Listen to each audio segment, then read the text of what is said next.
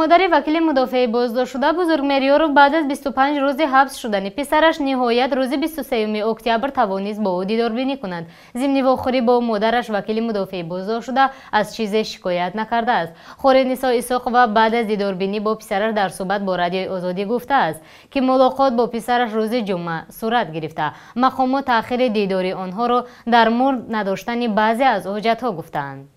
مادر بزرگمهر از این بیشتر درباره دیدار خود با پسرش تفصیلات نداده است و تنها گفته است از آن نگران است که مقامات تا حال اسناد منزل آنها را برنگرداندند و خانواده‌اش را سرگردان کردند. قبلا پدر بزرگمریارو نویسنده رفشن یار محمد نیز با ارسال یک نامه به عنوان پرزیدنت کشور از او خواسته بود که قضیه کافتوکاب بستانسرایش از سوی کارمندان پلیس را بررسی کند. بازداشت یارو در پی تأسیس کمیته حمایت از عضو بازداشت‌شده حزب ممنوع نهضت اسلامی تاجیکستان صورت گرفته بود.